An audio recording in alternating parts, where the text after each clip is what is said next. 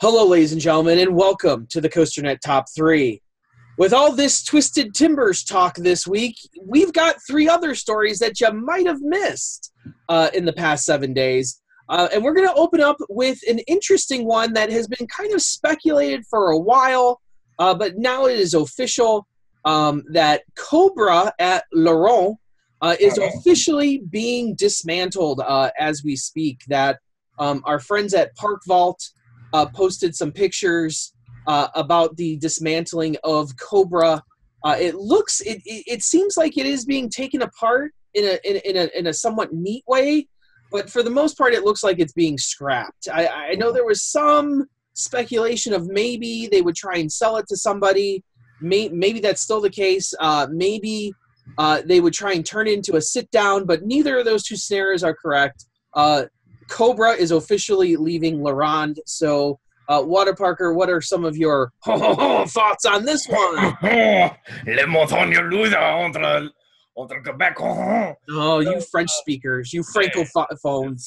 Just No, it's sad for me to always hear about coasters going by the wayside, especially considering the fact that it is from a park that I haven't been to yet.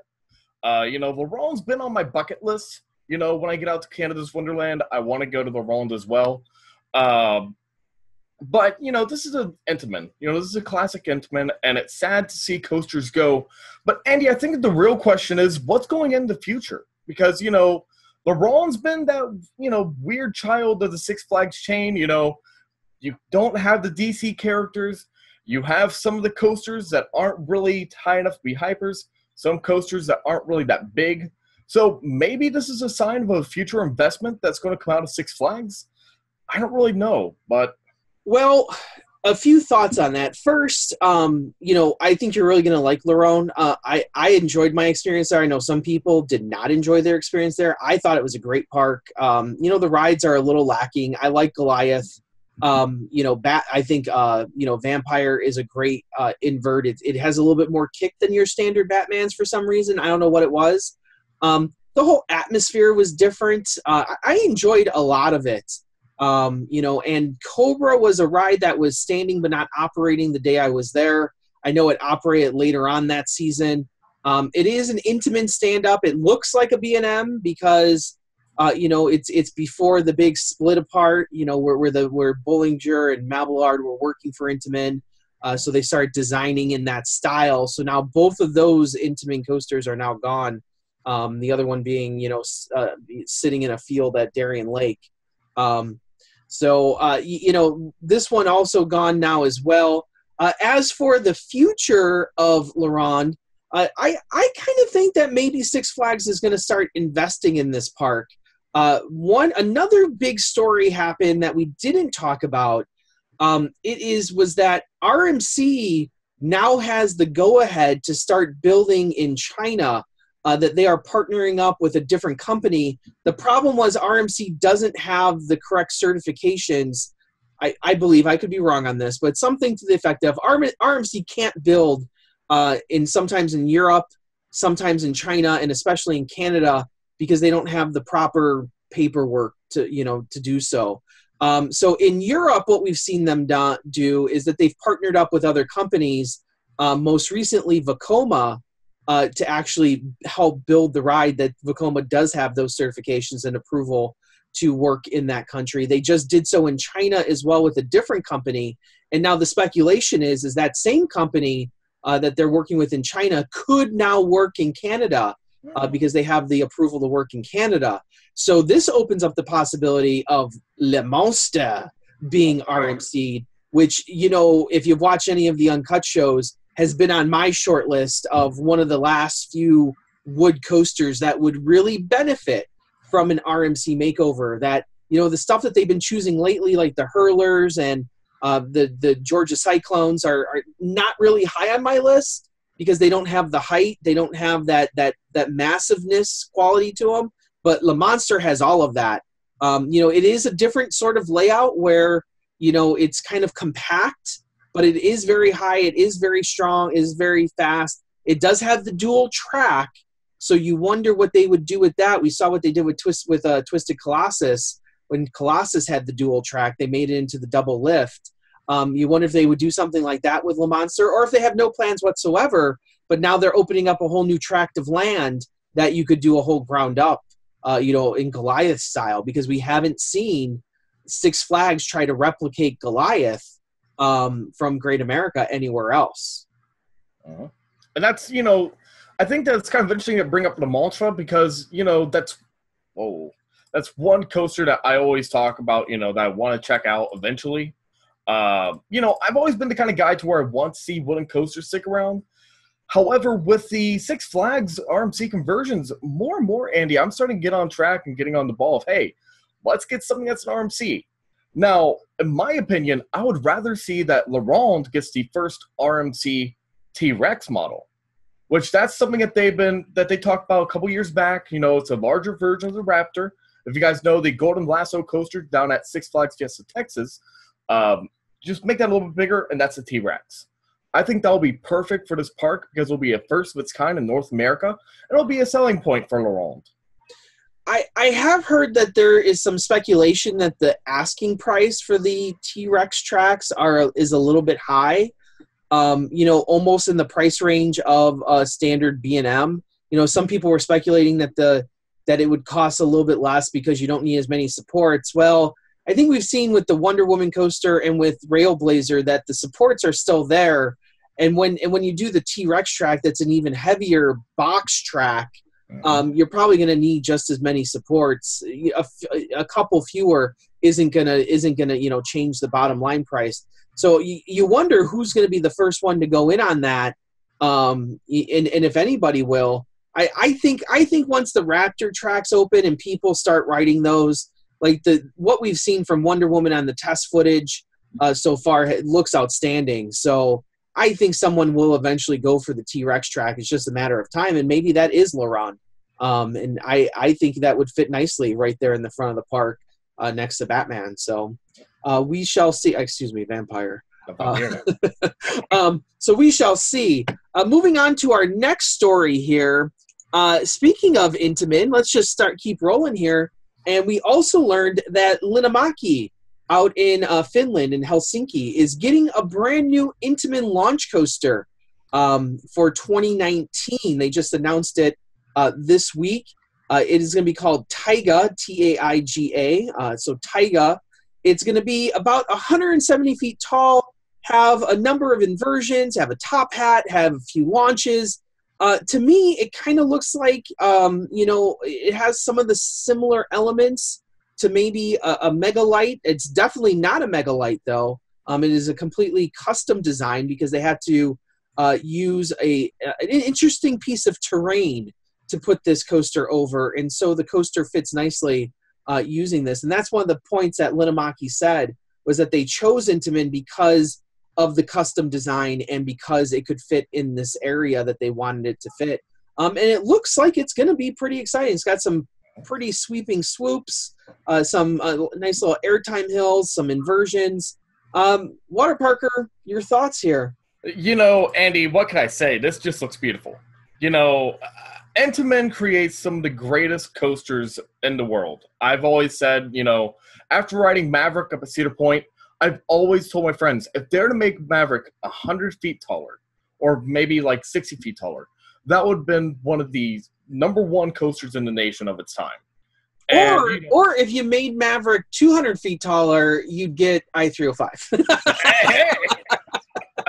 But, Taiga looks amazing. It's 170 feet tall. That's round where I usually have my top tier coasters in the 160, 170 range. Definitely with the launches, with the top hat, with all these curves and twists and inversions, I think that Finland's actually getting a coaster that's going to be on everyone's bucket list, because Intamin's been putting all these huge, amazing attractions outside the United States, and, every single time that I see something like this, I keep on thinking to myself, Taiga looks amazing, but let's bring that back here to the United States, and to finish out with Taiga, I think it's going to be an amazing attraction. I think it's very interesting to go and announce right now. I don't really know about why they chose to announce right now instead of waiting until September like most parks do. However, overall great attraction. I only wish that we would be getting it in the States, because Intamin's making some great attractions, and we need some of those here in the States, Andy, because, it's like what we said before, RMC is taking the United States by storm with all these new attractions. I want to see some Intamins. I want to see some competitiveness.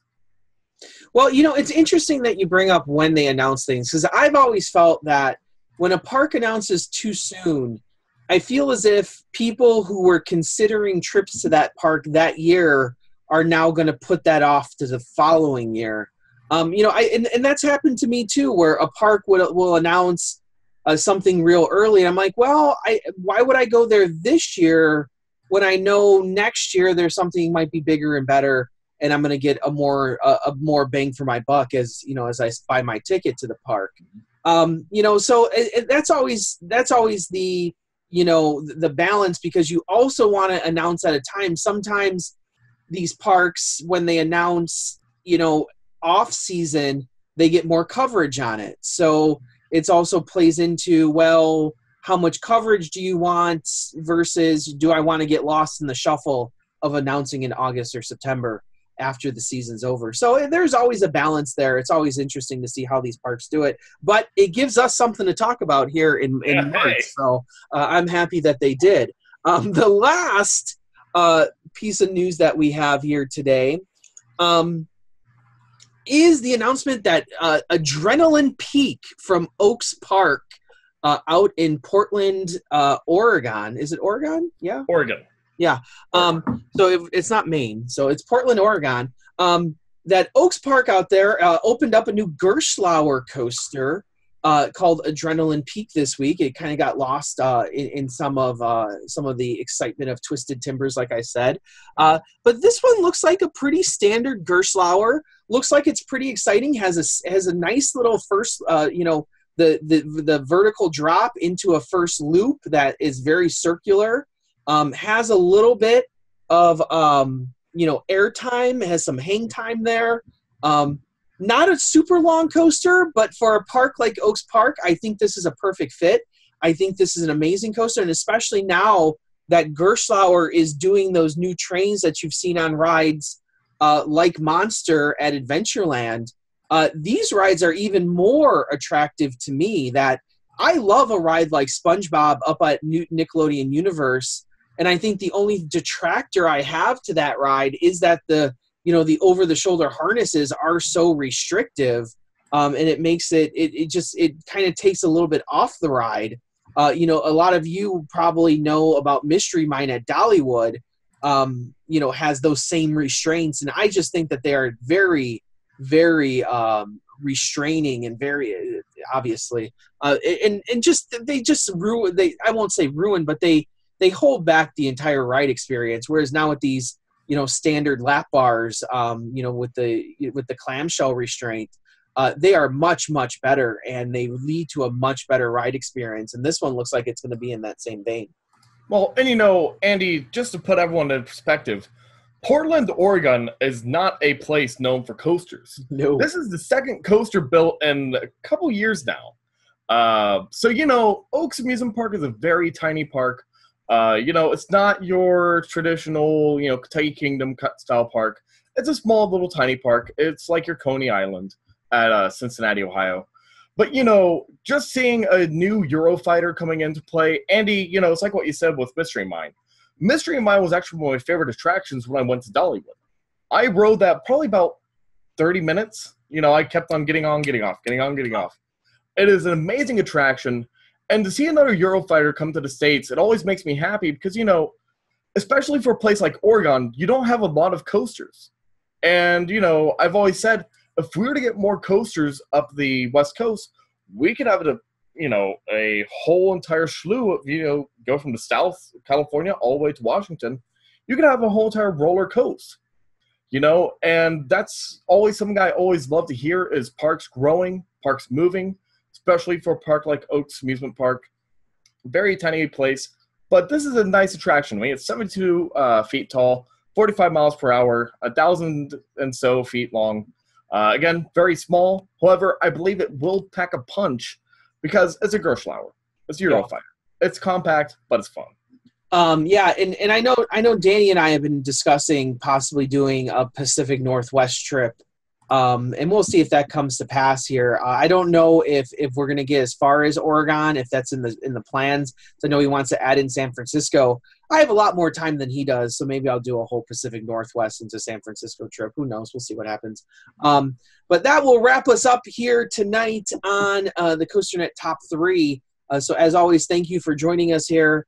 I'm, of course, Andy Rabarchak from Chicago, Illinois. I'm the Waterparker from Cincinnati, Ohio, and as always, stay tropical. Right on, right, Warriors.